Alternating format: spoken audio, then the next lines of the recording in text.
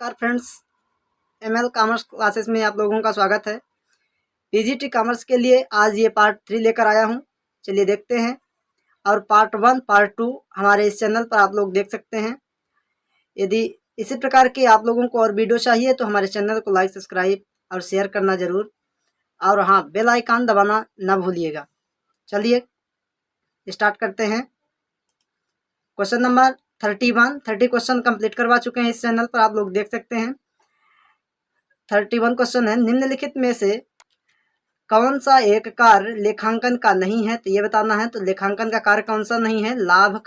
लाभ अधिकतम करना, ये लेखांकन का कार्य नहीं है। बाकी ये वैधानिक आवश्यकताओं की पूर्ति करना, व्यवसाय की संपत्तियों को पूरा करना, अभिलेखों को व्यवस्थित करना, ये तीनों कार्य लेखांकन का कार्य है। और ये लाभ का अधिकतम करना ये कार्य नहीं है। अगले क्वेश्चन में चलते हैं। 32 क्वेश्चन में 32 क्वेश्चन है, निम्नलिखित कथनों पर विचार करना है। कथन एक दिया है, लेखांकन व्यवसाय की भाषा है। दूसरा कथन है, लेखांकन व्यवसाय द्वारा आवश्यक सभी सूचना प्रदान करता है। और इन दोनों कथनों के अनुसार ये 4 विकल्प दिए हुए हैं, बताना है कौन सा विकल्प सही है। तो देखिए, इन चारों के विकल्प के अनुसार 32 कथन 1 और 2 दोनों सही हैं, तथा 1 की सही व्याख्या 2 करता है।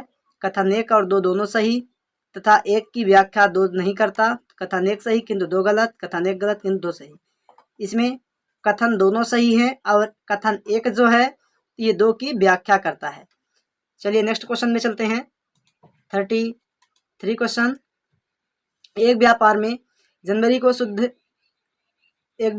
1 जनवरी को शुद्ध संपत्तियां 4,000 रुपये हैं और 31 जनवरी को 7,500 रुपये हैं। यदि जनवरी माह में मालिक द्वारा आहरण 1,000 रुपये है तो जनवरी माह की शुद्ध आय बतानी है। 4,000 रुपये 1 जनवरी को थी, 7,500 रुपये 31 जनवरी को, और जनवरी महीने में 1,000 रुपये का आहरण किया गया। तो कितने की बतानी है कि इसमें शुद्ध आय हुई होगी। तो इसमें शुद्ध आय जो है, ये संपत्तियां 4,000 की ओपनिंग असेट्स कितनी है? 6,000, 7,500 रुपये 31 क्लोजिंग एसेट्स, यानी 1,500 रुपये की क्या हुई है? एसेट्स में वृद्धि हुई है। और आहरण कितना किया गया है जनवरी महीने में?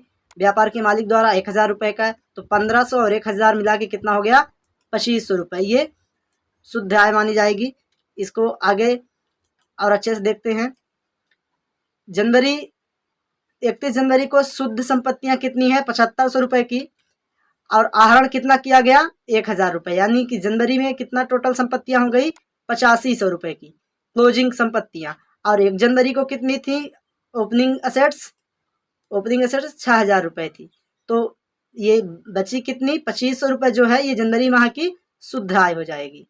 चलिए अगले क्वेश्चन में चलते हैं।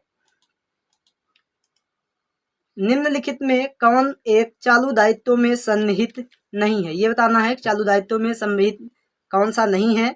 तो ये विकल्प दिया हुआ है, देखिए विकल्प। बिल्स पेबल, कंटिजेंट लायबिलिटी संभाव्य दायित्व होता है जिसको बोलते हैं, व्यापारिक लेनदार, ट्रेड क्रेडिटर्स, ऋण पत्रों पर अदत्त ब्याज, ये आउटस्टैंडिंग इंटरेस्ट ऑन डिवेंचर, ये दिया है। इसमें बताना है कौन सा सही आंसर है इसका। तो इसका सही आंसर है संभाव्य दायित्व। Right answer contingent liabilities. ये जो होता है संभाव्य दायित्व, वास्तव में कोई दायित्व नहीं होता, दायित्व होने के संभावना मात्र होते हैं। अतः चिट्ठे के दायित्व पक्ष के राशि स्तंभ में नहीं दर्शाया जाता, अपितु विवरण में टिप्पणी में दिखाए जाते हैं, जो ये संभाव्य दायित्व होते हैं। तो राइट आंसर हम लोगों का क्या है? संभाव्य दायित्व। ये चालू दायित्व में नहीं होता है। चलिए अगले क्वेश्चन में चलते हैं। प्रीपेड इंश्योरेंस अकाउंटिज पूर्वदत्त बीमा खाता किस प्रकार का है? तो बताना है प्रीपेड इंश्योरेंस, जो प्रीपेड इंश्योरेंस है एक व्यय था। और क्या था? आगे चला गया स्क्रीन हमारा। चलिए देखते हैं, इसको बैक करते हैं थोड़ा सा।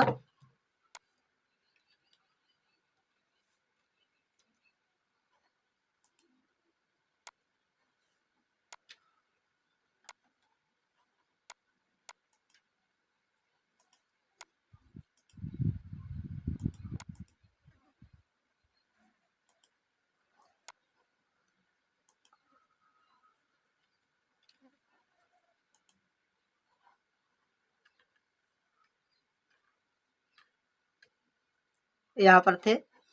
पूर्वदत्त बीमा खाता है एक व्यय, एक आय, एक संपत्ति, एक दायित्व, ये बताना है। तो इसमें से पूर्वदत्त बीमा क्या है? इंश्योरेंस। प्रीपेड इंश्योरेंस क्या है? एक क्या मानी जाती है? ये संपत्ति है, ये संपत्ति मानी जाती है, क्योंकि एडवांस में जो हम इंश्योरेंस का पैसा दे देते हैं तो जो ये वास्तविक खाते की श्रेणी में आता है, ये एक संपत्ति होगी। अगली क्वेश्चन में चलते हैं।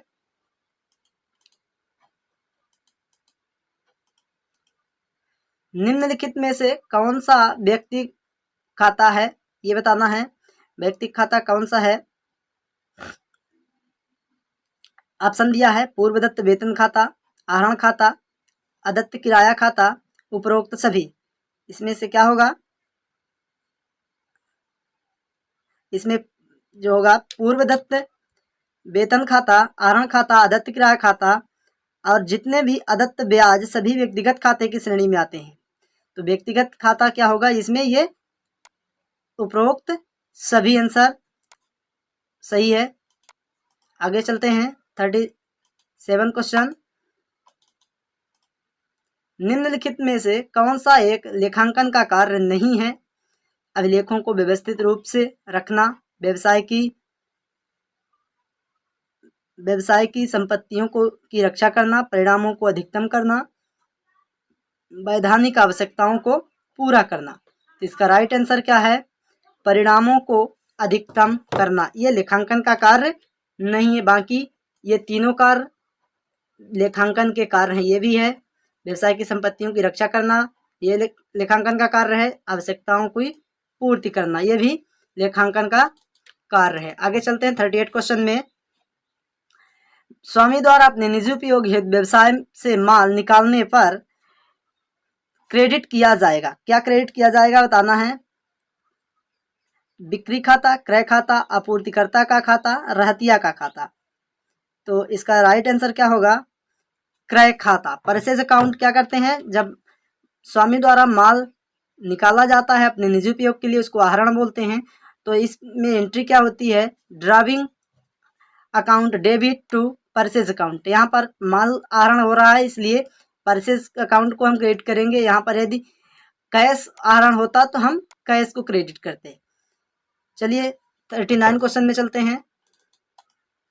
भारतीय लेखांकन मानक ASBI द्वारा निर्गमित प्रथम लेखांकन मानक संबंधित है। ASBI accounting standard board of India द्वारा निर्गमित मध्य प्रथम लेखांकन मानक संबंधित किससे है? ये बताना है। तो ये किससे है? ये लेखांकन नीतियों के प्रकटीकरण से। जो लेखांकन मानक 1 है AS1, ये किससे है? लेखांकन नीतियों के प्रकटीकरण से है। आगे चलते हैं 40 क्वेश्चन में। चार्टर्ड अकाउंटेंट अधिनियम कब पारित हुआ? 1951 में, 1955 में, 1959 में, 1949 में, 1951 में। राइट क्या होगा इसमें आंसर? जो हमारा राइट आंसर है कब होगा? 1949 में चार्टर्ड अकाउंटेंट अधिनियम पारित हुआ था और इसको सरकार ने पेशे का पूर्ण स्वायत्तता प्रदान की थी, चार्टर्ड अकाउंटेंट अधिनियम को। और जो CA पूर्ण स्वायत्तता अधिनियम पेशे के लिए दिया गया था, तो इसी 1949 में दिया गया था। Thanks for watching this video friends.